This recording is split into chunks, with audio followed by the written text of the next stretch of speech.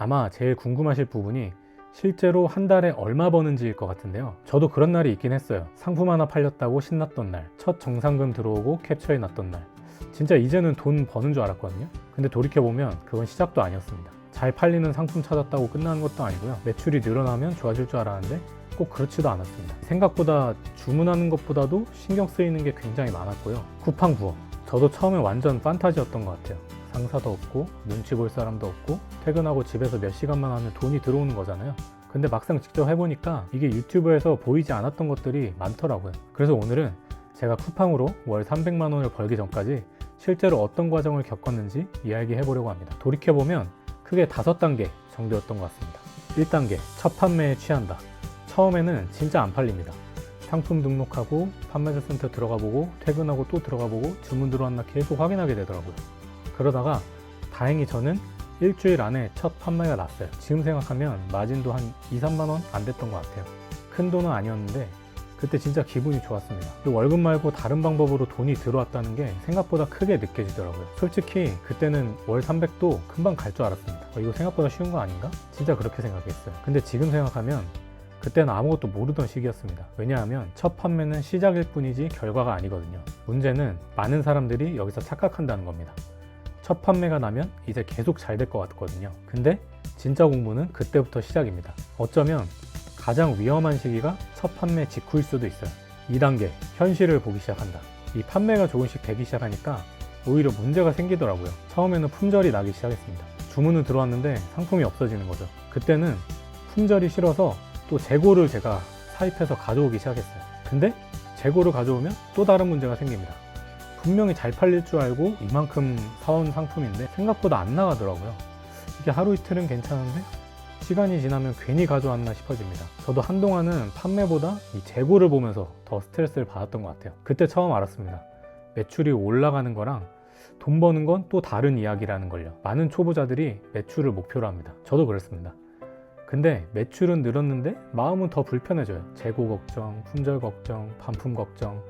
생각보다 신경 써야 할 것들이 많아지거든요. 그때부터 비로소 사업이라는 게 조금씩 보이기 시작했던 것 같아요. 3단계, CS가 시작된다. 저는 솔직히 2단계가 제일 힘들었습니다. 많은 분들이 상품 찾는 건 어렵다고 생각하시는데 저는 판매보다 이 CS가 굉장히 더 힘들었어요. 판매가 늘어나니까 문의도 늘어나게 되고 클레임도 늘어나고 생각지도 못한 일들이 계속 생기더라고요. 한 번은 사용 흔적이 너무 많은 상품이 반품이 들어온 적이 있었습니다. 누가 봐도 사용한 흔적이 명백한데 고객은 불량이라고 하더라고요. 그래서 계속 고객하고 연락하면서 이야기를 하고 있었는데 결론도 안 난 상태에서 환불이 먼저 처리돼 버렸습니다. 그때 진짜 허탈했어요. 이런 일이 한 번이면 괜찮은데 계속 생깁니다. 엄청 강하게 항의하는 고객도 있고요. 말도 안 되는 요구를 하는 경우도 있고 반품 신청을 해놓고 또 물건을 안 보내는 경우도 있고요. 솔직히 저는 상품 찾는 것보다 이런 부분에서 더 많이 지쳤던 것 같아요. 근데 지금 생각해보면 이 시기에 중요한 걸 배웠습니다. 상품 하나 잘 찾는 사람과 오래 살아남는 사람은 다를 수 있다는 걸요. 상품은 운 좋게 찾을 수도 있습니다. 근데 문제를 해결하는 능력은 결국 경험으로 생기더라고요. 4단계, 포기하고 싶어진다. 아마 대부분 여기서 멈추는 것 같습니다. 퇴근하고 집에 와서 상품 찾고 주말에 시장 조사하고 주문 처리하고 CS 처리하고 이걸 몇 달 동안 반복하다 보면 생각보다 쉽지 않아요. 저도 여러 번 생각했습니다. 이거 계속 하는 게 맞나? 그냥 그만할까? 특히 직장 다니면서 하면 체력적으로도 부담이 크거든요. 근데 신기하게도 주변을 보면 대부분 이 시기에 사라지더라고요. 시작은 다 하는데 오래 하는 사람이 생각보다 많지 않았습니다. 지금 생각해보면 이 시기가 가장 중요한 구간이었던 것 같아요. 왜냐하면 여기서부터는 방법의 문제가 아니라 멘탈의 문제거든요. 사실 이 시기에는 뭐 새로운 걸 배우는 것도 아닙니다. 그냥 반복이에요. 근데 그 반복을 견디는 사람이 생각보다 많지 않습니다. 그래서 저는 지금도 쿠팡은 특별한 재능보다 오래 하는 사람이 유리한 게임이라고 생각합니다. 살아남았다는 거는 강하다는 증거라고 생각해요. 마지막 5단계, 그때부터 조금씩 보이기 시작한다. 이상하게도 방금 말씀드린 그 시기를 지나고 나니까 조금씩 달라졌습니다. 어떤 상품을 해야 되는지 감이 생기기 시작했고요. 어떤 상품은 아예 안 봐도 되겠다는 그런 기준도 생겼어요. 이게 문제가 생겨도 예전처럼 흔들리지 않았고요. CS도 어느 정도 예상이 되기 시작했습니다. 그러다 보니까 어느 순간 월 300이라는 숫자가 보이더라고요. 근데 솔직히 말씀드리면 월 300을 달성했을 때 오히려 이런 생각이 들었습니다. 생각보다 가능하네? 그럼 월 1000도 가능하지 않을까?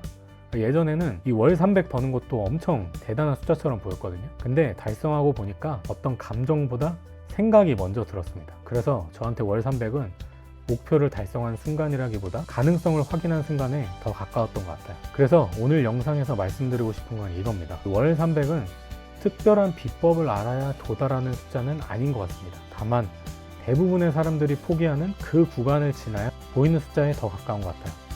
저도 특별한 재능이 있었던 건 아니거든요. 그냥 문제 생기면 해결하고 문제 생기면 또 배우고 그걸 반복했던 것 같습니다. 저는 쿠팡 부업을 고민하고 계시다면 너무 빨리 결과만 보려고 하지 않았으면 좋겠어요. 어쩌면 지금 여러분도 제가 지나왔던 과정 중에 하나를 지나가고 계실 수도 있으니까요. 그리고 이 채널에서는 앞으로도 제가 직장 다니면서 실제로 쿠팡 부업을 하면서 경험했던 내용들을 솔직하게 공유 드릴 예정입니다. 영상이 도움이 되셨다면 구독과 좋아요 부탁드리고요. 그럼 다음 영상에서 또 뵙겠습니다. 감사합니다.